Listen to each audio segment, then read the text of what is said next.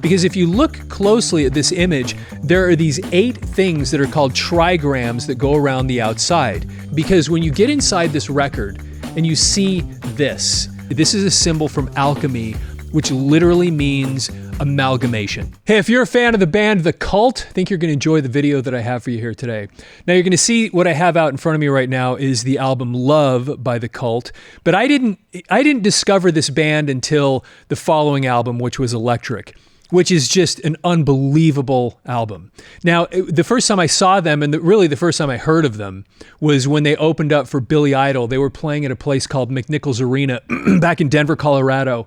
And I went to this concert because I was a big Billy Idol fan. And I took a girl with me who actually knew who The Cult was, even though I didn't. She'd heard the song She Sells Sanctuary, and that's kind of all she knew. She just liked that song. So we get to the concert, lights go down, The Cult comes out on stage, and I was just blown away. It was the most strange thing I had ever seen, because you had these guys that looked like they came out of some sort of a goth band playing these big hollow body guitars, and the music sounded like it was some twisted version of AC/DC. And then Ian Astbury's voice is just like nothing you've ever heard before in your life. And they're on, and when you look at them, he's got that long black hair. He's wearing this black leather, and it was so weird. And anyway, the music was so great, and it was this heavy stuff. And at one point I looked over at her like, I can't imagine you listen to this kind of music. And she was like, this doesn't sound like anything I've heard. And so, because she'd heard She Sells Sanctuary. So by the time that came on when they were playing, she's like, okay, I know that one, but the rest of this. But for me, that heavy, amazing sound that they had and their presentation, just everything about them, I was just in love with this band instantly. So it must have been the next day. I'm at the record store buying Electric. And to this day, I think it is one of the greatest rock albums ever produced. It is so, so incredible. So of course I buy it, love the album, listen to it, just every song is so great. So then I'm instantly interested in this band, The Cult, but at that point, there wasn't a lot available, except this was usually at the record stores too.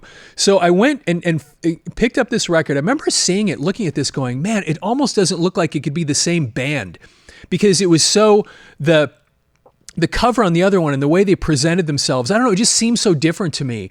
And the imagery on here was just so unusual.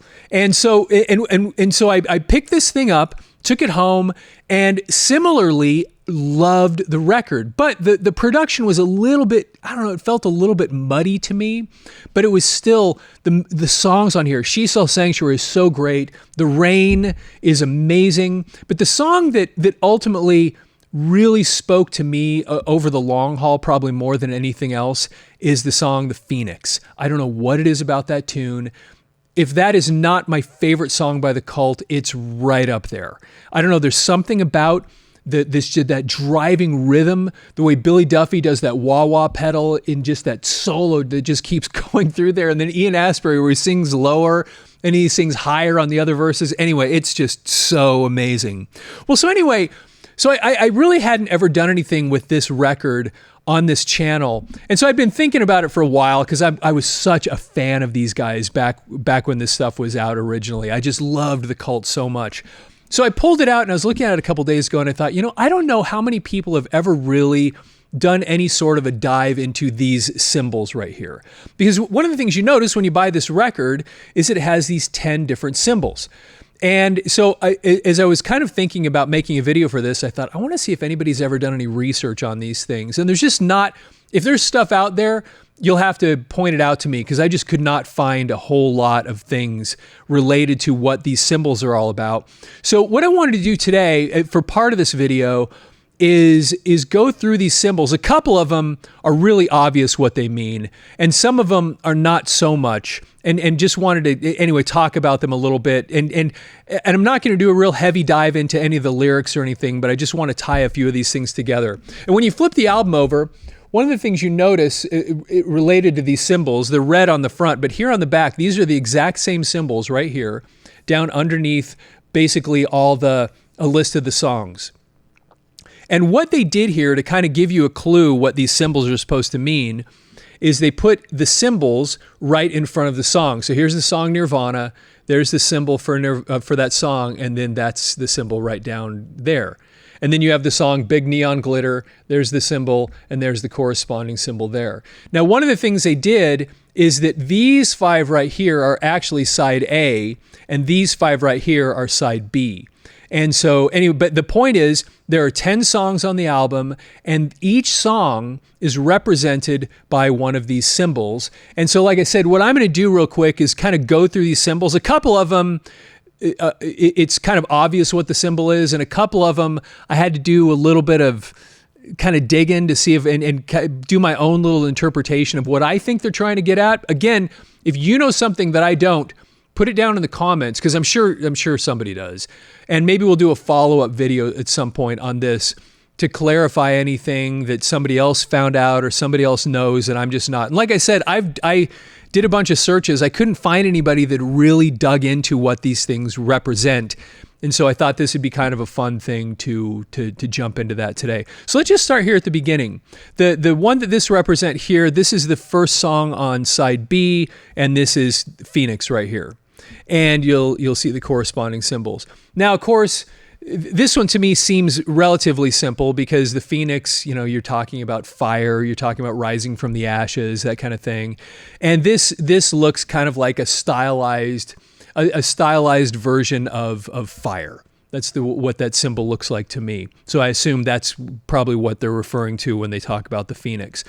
The next one, and this one's pretty interesting, the next song called Hollow Man, you'll see that right there, the same corresponding symbol. And Hollow Man, what this represents to me, and you can see what this looks like, to me it's pretty clearly looks like a sickle. And when you listen to the words for Hollow Man, one of the things that he says in there is he goes, he follows me everywhere and every day. And you remember the lyrics, I see a hollow man, gun in hand.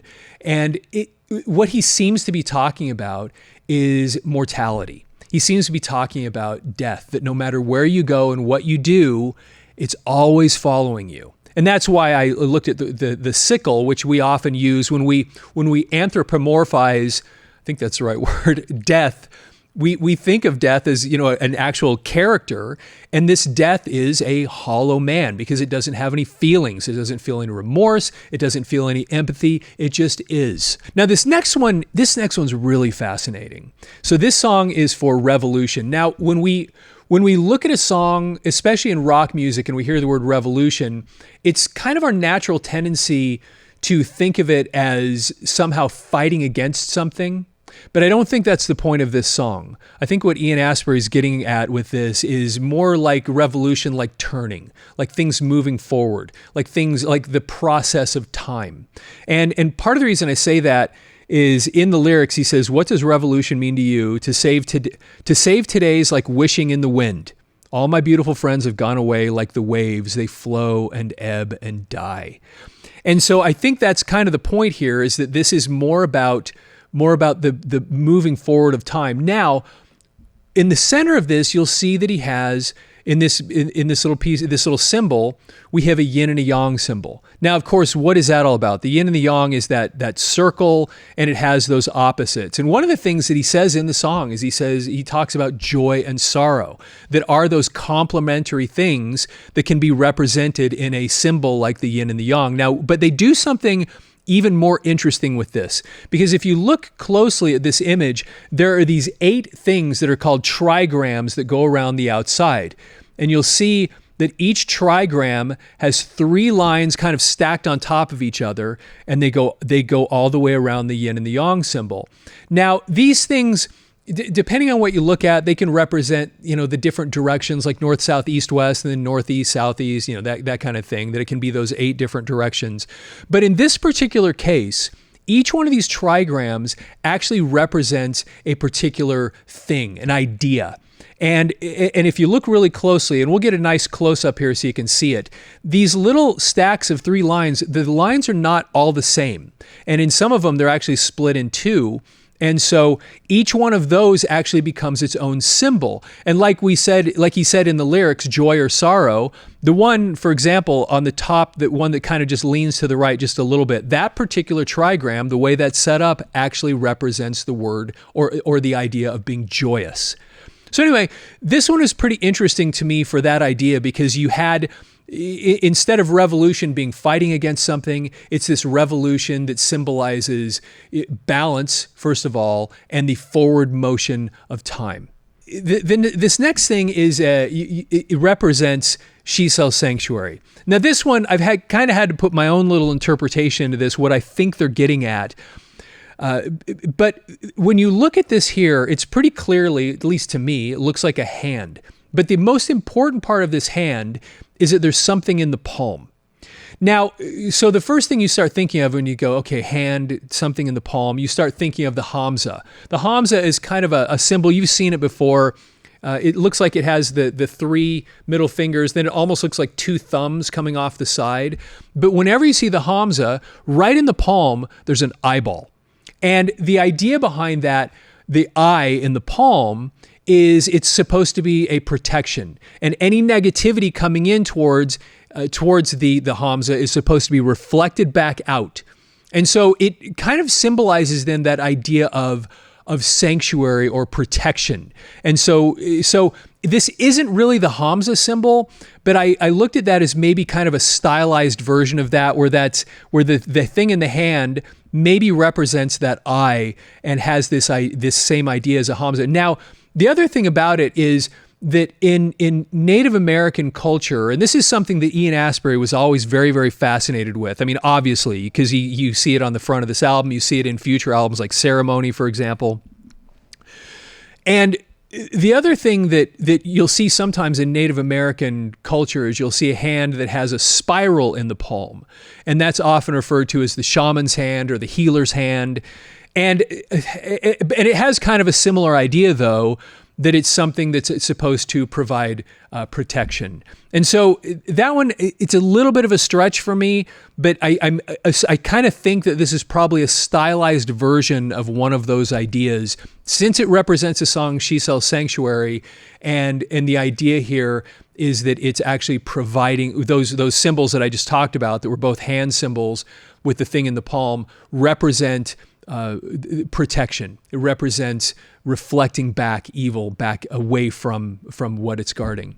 Anyway, so that's that. Now this next one's also really interesting, because this is actually a very obvious symbol. What this is Ba. This is an Egyptian symbol, and what it is it's the head of a man on top of the body of a bird. And the idea behind the Ba is that it represents the soul. It represents specifically the soul of the deceased, because then what the Ba is able to do, this little character that represents the soul, it's able to leave the realm of the dead and come into the realm of the living. It's the one thing that's able to move back and forth, because it does represent the soul or the personality or the individuality of the person that passed on. And that's this character here. So now this is representing the song Black Angel. And part of the reason that I say that is that this Black Angel, similarly to another song, kind of represents that idea of dying. Now, and even in the lyrics, and again, I'm not trying to do a deep dive into what all these songs mean, but I'm just looking into the names of the songs and maybe a couple lines that help kind of get across the idea that I see here. There is a line a couple times in the song Black Angel where he says specifically, sail on to the eternal reward. This idea of somebody passing on to the next life, and then that song then becomes symbolized by this Egyptian character that represents that next phase, that next place that you go to, and how the soul then carries on into the eternities, like here, sailing on to the eternal reward. Okay, so that finishes up side 2. Now we get to this one. This one is super fascinating to me because it has these spirals, and this represents this is for the song right here, for the song Nirvana. By the way, I think the first time I ever heard the word Nirvana was this album. You know, what was I? I mean, I was 15, 16, and just, I don't know, just wasn't. I remember hearing the song, loving it, and then years later when the band Nirvana shows up, I think, wait, isn't that the name of a cult song? Now, of course, Nirvana is, you know, it's this thing where you're able to finally achieve ultimate peace, ultimate happiness. And so, but what did that have to do with this basically these spirals. And the spiral often represents balance and harmony. And partly what I did with this, when you take that symbol of balance and harmony and you think, okay, well, that can actually then represent nirvana. And a lot of times these spirals then also represent the idea of evolution or transformation. Now, what I often think about when I start looking at something like a spiral actually goes maybe a little step more nerdy than just that, because whenever I see a spiral, I think of the Fibonacci sequence. And the Fibonacci sequence actually kind of has almost a tie into the idea of the golden ratio. Now, if you're not familiar with this Fibonacci sequence, you've probably seen it and you just didn't realize that you had. And what it is, it's a way of organizing numbers by doing this. You take two numbers in sequence, and then you add those two numbers together to get the third number. And then you add the second and third number together to get the fourth number. And then you add the third and fourth number together to get you get the idea. So, and the way the Fibonacci sequence works is you start off with 0 and 1, and then you add those together and you get 1. Well, now you have 1 and 1, you add those together and you get 2. Well, now you have 1 and 2, you add those together, you get 3. Now you have 3 and 2, you add those together, you get 5. And now you have 5 and 3, you add those together, you get 8. And you get the idea, 8 and 5 is 13, and it just goes and goes from there. Now, if you ever see that, you can see that laid out graphically where they take little squares and they kind of line them up, and what actually ends up getting created is a spiral. So you have this idea of the golden ratio, you have this Fibonacci sequence, which actually creates this interesting spiral, which has this symbolism of reaching upward and taking you into that state of enlightenment or that state of peace, which then, of course, is nirvana. Now, is that a stretch for me to say that here? Probably. But I just saw the spirals, and I thought, maybe that's really what we're talking about here. And we're just, again, with all these symbols, they're kind of stylized versions of that.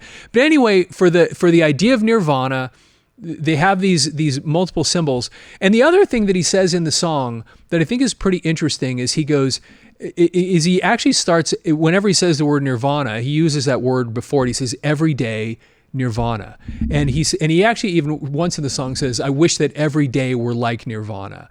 And so it has this idea that if you take these spirals to represent the transformation and evolution moving upward, when he says everyday nirvana, then that could possibly explain why they have these multiple spirals in the same graphic. Okay, I'm going to get off of that one. That was just the best I could do with that particular thing.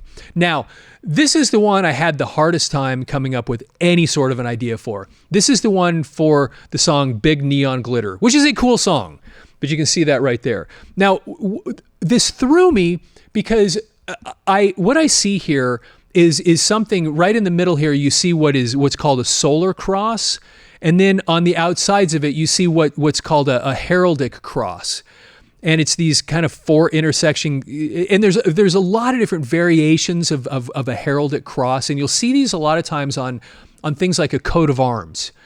And so I'm looking at that, and I'm looking at these lyrics in the song Big Neon Glitter, which seems to represent superficiality, the song itself or the name of the song. But, Big Neon Glitter, I'm thinking light, something. And like I said, you see the solar cross there in the middle. Anyway, this one kind of I struggle with a little bit. It says in the song, revolution without solution. And I don't know. So if you have any thoughts about that, why you would use this particular symbol, how that would represent this idea of the big neon glitter, that's the best I can come up with, that there's some sort of superficiality related to it, that this is something off of a coat of arms, but I see the heraldic cross. I don't know how to make the connection between the two things. Now this next one, kind of like the Ba symbol, which is obvious what that symbol is, and the yin and the yang, which is obvious what that symbol is. This symbol similarly is obvious what this one is. This is a symbol from alchemy, which literally means amalgamation. And this is for the song Love. That's the symbol they're using for that song. Now, amalgamation, what is amalgamation? It is combining. And when you listen to the words of the song, I actually love this song. It's a great tune. And the way he says these words, the way he kind of tells this story makes some sense why you would use a symbol like this. Because of course, love, what is love? Love is somehow bringing things together. And he even says that, love, obviously, very soon, everybody, kind of like everyone's going to experience this no matter what, it'll bring you together. But it's pretty fascinating how this song flips, because he talks about these love bringing you together, which then would be obvious why they'd use this symbol, because it's amalgamation, it's combining things. But then he twists it around and he says, and all of a sudden after saying that, he starts talking about time. And what does he say? Spent a long time in the wrong road, spent a long time in this town, gonna drive away in a big fast car. And then the next verse, he comes back and says, love, obviously, it's very soon, everybody. Almost like this love has this way of bringing things together, the amalgamation, and yet somehow we always push it away and separate it after time. And then we bring it back together. Anyway, but that is what that symbol is, and that's kind of my idea why they would use that for love. Now, this next one here, this one also is a pretty obvious, you can tell obviously what these symbols are. And this is the one for Brother Wolf and Sister Moon, which is also such an interesting song. I remember the first time I heard that going, what do these guys sing about? By the way, Ian Astbury is such a great lyricist.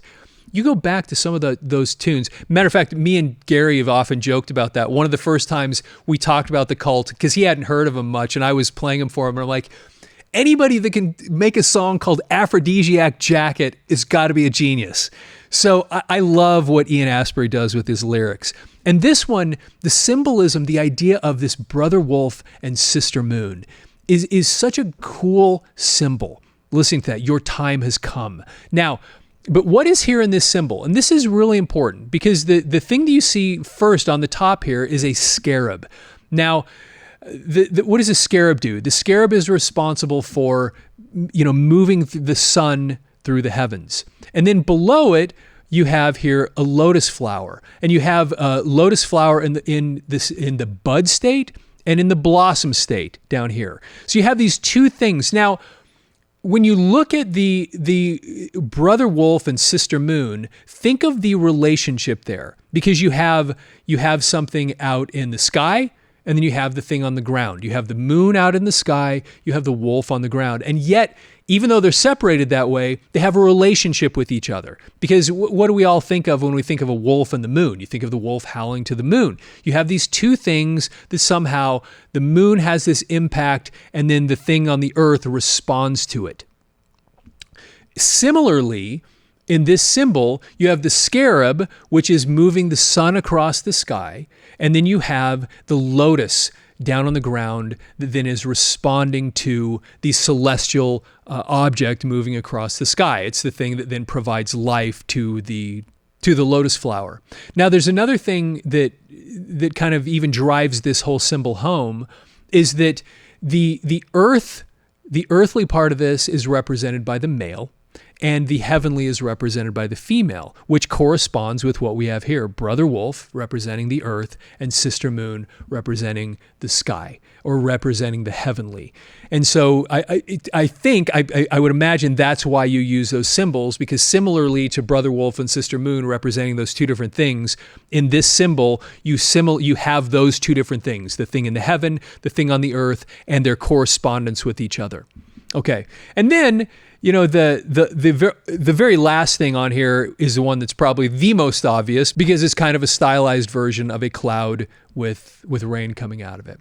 Anyway, like I said, I'd never seen anybody kind of try to pick those apart. Those are my interpretations. I'd love to hear what you think about any of these, if you've heard other things or if you have other thoughts about it. Now, going on with this album, one of the things that then was so interesting to me then was when I opened it up and I looked inside.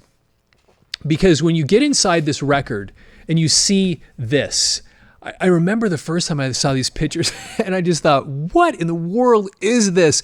Because when you listen to the album Electric, which again sounds a little bit like kind of an otherworldly version of AC/DC, and then you listen to this album, which does have some of that heavy stuff in it, but but has a little bit more of that goth feel to it or something. And then you put all that together and you look at this and you just think, what is going on here? You know, Ian Astbury was just an unusual, cool looking dude. And then of course you have Jamie Stewart. And what's interesting about him too is that he was the bass player, of course, but when I saw them on that tour, if you saw them on the Electric tour, he actually played guitar on that tour. So it was him and Billy Duffy, the ones playing the guitars. They had those big, thick, those hollow body Gretches, and they had somebody else then playing the bass guitar. Anyway, and then with all these other little images that they put around here, and then especially this thing, though I walk through the valley of the shadow of death, it looks like it's there on the side of his jacket, which is pretty, anyway, just kind of cool stuff there. And then on the other side, and here's Billy Duffy with the beads and the way he did his hair. Again, you look at this stuff and you listen to that music, especially because I'd been introduced to them with Electric, and you saw them in concert at this time too. You just go, I don't even know what I'm looking at, because when you put this in perspective from the time, this came out on October 18th of 1985, and it was really. And especially when you get to the next one, which was Electric, which was April 6th of 1987, you're talking about a period when we're really heavily into, hair metal even. I mean, Motley Crue was big at the time. And I mean, think of all the bands that were really big back in 1987. And then you had these guys. They kind of came in with that really hard rock sound to them. And yet they didn't look anything like you would expect them to look based on the music they were playing. And it just made them that much more intriguing, that much more interesting when you'd hear them, when you'd see this, just the whole band, the whole package was just fascinating. And then again, just all these kind of random images that they put throughout this thing. It's so random and so cool. Anyway, I just became a huge fan of these guys. Now, I want to share something with you that I think you're going to find super fascinating. One of the things that we do on this channel is we will frequently go back and dig through old newspapers and find articles about albums, record reviews, concert reviews, that kind of thing. And I found a couple of things, one in particular that I want to share with you here, that was published in the Waterloo Region Record, March 7th of 1986. So at the time, this album, Love, was the one that they were on at that point. Electric had not been released when this particular newspaper article was put out.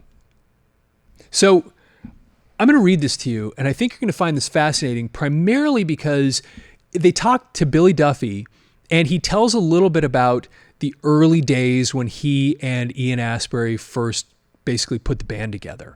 And just, you may have heard this stuff before, but I find these things fascinating going back and listening to what was being said at the time. Now, when this article was being written, not a lot of people knew who they were. Again, this is back in the Love days. And I love finding this kind of thing. So the title of this article is "The Cult's Following. British Rockers Have Trouble Defining Their Music." And you look there, they've got a picture of Ian Astbury and Billy Duffy, and it says the Cult's Billy Duffy, right? Ian Astbury will be at Super Skate 7, which sounds like a interesting place for a concert, the Super Skate 7. Okay, here we go. This is in Toronto. Billy Duffy remembers the first time he saw Ian Astbury. Duffy's band, Theater of Hate, was playing a gig along with Astbury's Southern Death Cult circa 1982. Quote, "It was at a concert at a university in the north of England where there were loads and loads of trees. It was in the middle of the forest," explains Duffy, 24, songwriter and guitarist with the Cult, the British quartet who will be at Super Skate 7 in Waterloo on Monday. "We're just driving up there and this thing came into the headlights of our van. We couldn't tell if it was animal, vegetable, or mineral," unquote. The thing, dressed in a kilt, moccasins, feathers, and a mohawk haircut, was the Cult's Ian Astbury, then playing his trade with Southern Death Cult, a moderately successful band. And it's interesting, when you look at how he was dressed there, you see that play out as the Cult developed. Again, you see it even in the imagery here on the cover of Love, that he has that connection with with Native Americans. And Billy Duffy even talks about that here. Quote, he used to dress pretty extreme in those days. Really, really extreme, explains Duffy. He had a lot of North American Indian clothes he used to wear and stuff. He looked great, but he was weird. I think Ian got the name for the band out of a book on North American Indians. And the Southern Death Cult was a name, a Western name given to a tribe in Missouri or something that used to worship skulls and death. Their whole culture was based around death. It just sounded good, I think, says Duffy. When Southern Death Cult broke up, Astbury remembered the guitarist, then living in London and also without a band. They auditioned rhythm sections, released 2 singles as Death Cult, and finally chopped the name to The Cult about 2 years ago.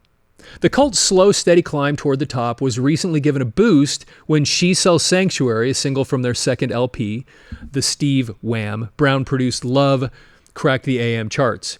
Yet things aren't smooth sailing yet. Since their inception, the Cult have been accused by some as being psychedelic revivalists of retreading in the late 60s and early 70s music of Hendrix, Cream, and Led Zeppelin, or just being a heavy metal band in different clothes, which is pretty fascinating that people were thinking of them as a heavy metal band back in 1986 when Electric hadn't even come out yet. Because of when you listen to this music, I wouldn't have thought of them that way. Although it's possible at the time, and I never saw them in those early days, it's possible that these songs sounded a certain way recorded, but when they played them live, maybe sounded heavier, which I wouldn't have any idea about. And if you knew them or saw them back in that day, I'd be interested in hearing about that particular thing, why they would make that comment here. But they did specifically say in different clothes, and that was my point a minute ago, was that they had this unique look about them that didn't really line up with the style of music that they were playing. It was very unusual. Astbury's shoulder-length hair, the band's propensity for beads and paisley shirts, and Duffy's wah-wah drenched guitar style on Love have only fueled the debate.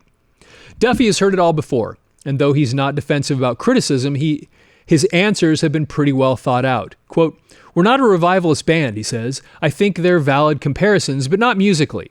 We're trying to be as innovative as we can now. To be honest, we've never really been that exposed to the 60s music. I've never really been into it before. Ian turned me to it. My music was the 70s rock music. Cooper, Bowie, Led Zeppelin, Deep Purple. That's the kind of stuff I grew up with. And that actually then makes a little bit of sense when you're listening to Billy Duffy, the type of guitar hooks that he comes up with, the way he plays. You can go, okay, I see that he has a little bit of that. When he says Cooper, I'm assuming he means Alice Cooper. That Alice Cooper, that Led Zeppelin, that kind of 70s, and even Deep Purple, that 70s rock element in there. Let's see here. Quote, that's what I used to play guitar to, badly. I used to sit at home and practice by playing Thin Lizzy riffs. Yeah, exactly. Same kind of thing. All we've ever done is turn around and admit that, instead of saying we got our inspiration off the planet Fog. I just try to be honest. We liked the records everybody else used to like. Everybody used to like Led Zeppelin then, and loads of people still like Led Zeppelin now, unquote. Duffy has some theories about why the band has been stuck with the revivalist tag. When they began, it was the synthesizer, not the guitar, that was in fashion. Quote, in a way, we are a traditional band, he explains. We go on the road, we're reasonably competent musicians to a certain level. And by the way, I don't want to skip over that, because when you look at that in the early 80s, I mean, what was really kind of becoming into vogue at the time, especially in England? I mean, you had bands popping up like Depeche Mode and Yaz, and these things were so driven. They were it's so driven by synthesizers. I mean, there was just so many of them. And then to have these guys come out and really kind of take on just being a real straight ahead normal rock band. There wasn't a lot of this other stuff in that. These were just basic guitar driven rock music. And so that was that he makes that point. We were kind of a traditional band. We go on the road, we're reasonably competent musicians. But when you look at what was in vogue at the time, they were pushing against it a little bit. Okay. We don't stand on stage looking at our feet, going on about how miserable we are. So in a lot of ways, you can draw comparisons. There's a certain flamboyance and energy in what we do. I would say it's fair to compare that to bands of the early 70s. I think we reflect the state of music now. It is a bit of a mixture of things, more of a cross between Led Zeppelin and the Sex Pistols. And that you can actually hear. You know, they do have that kind of raw punk energy that the Sex Pistols did, because especially you get into electric and those guitar hooks, they're great hooks, but man, they are so simple. It's basic, straight ahead, like I compared them to AC/DC earlier, but it is just straight ahead blues-based rock and roll. And so when you talk about that, the Sex Pistols had those very, very simple guitar lines. And then you had that kind of energy of Led Zeppelin, and you put those together, you know, Zeppelin and the Sex Pistols together, and there you have kind of this idea of where the cult came from. Okay, music aside, the way the band members dress is enough for many to call the cult a revivalist group. Quote, "They're making too much of outfits. I've got short hair, and I wear beads. It's not that important," he says. "If you'd ever see Ian with short hair, you'd know why he has long hair." Actually, that's kind of interesting because later on he ended up having short hair kind of a lot. Matter of fact, one of the coolest videos that the cult ever put out is for a song called Star. And it came off of the self-titled, I think by then I think about it on a CD, just called The Cult. It's the one that had that strange looking goat on the front of it. But there's a song on there called Star, and he's got very short hair. Go watch it. If you've never seen that video, go watch that video and listen to that tune. Oh my gosh, I love that song. And there's that one part where he sings "Freedom is a Vision." All the music stops. "Freedom is a vision." And his voice cracks. And for whatever reason, they left it in the song. And it is just so cool.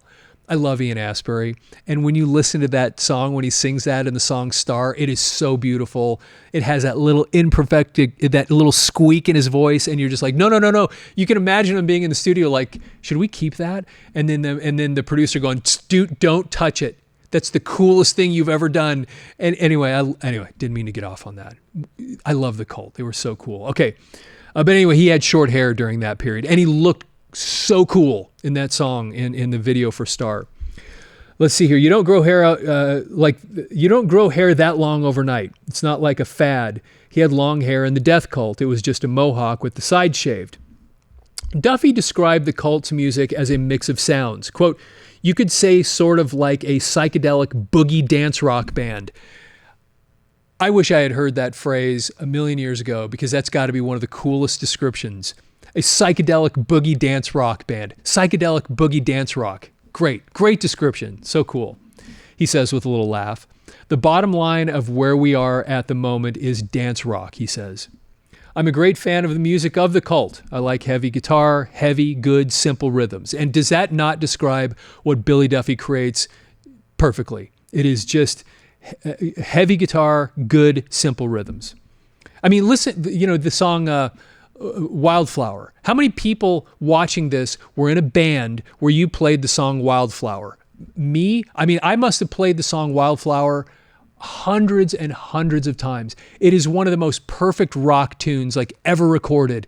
And it was so funny because when we added it to our set, this has been back in the early 90s, I wasn't sure how many people would even be familiar with that particular song. And I remember us adding that in one of my bands into one of our sets, and we after playing it that one time and the whole place just going crazy, I don't think we ever missed it in a gig ever because it just always went over. We played that at every show. It was just such a great tune. But that song Wildflower represented what Billy Duffy's talking about. It's just these simple hard rock rhythms. He was so good at creating. Okay, let's see here. One of the reasons we got together was because nobody was making music that combined certain elements that were already there, but did them right with enough loud guitar. We tried to go to extremes with the music. Who else is there around like us? And isn't that the truth? And it's interesting that he looked at it that way because that's a little bit like the way Kiss, the band Kiss, came into existence, because Paul and Gene had this vision of, we see all these different elements that everybody has, but nobody's putting them together like they should. So we want to become the band that no one has ever seen before. Take all these elements and put them together and then just take it over the top, and then we will have something fantastic. And then, of course, Kiss did, and the Cult did too. Just this whole thing. We take all these things that nobody's combining, and then we just take it to an extreme, and then, of course, they became superstars in the process. And then, Electric ended up being great. And then, of course, Sonic Temple came out a few years after that. And then that just put them over the top, over the edge. I thought you'd find that kind of interesting.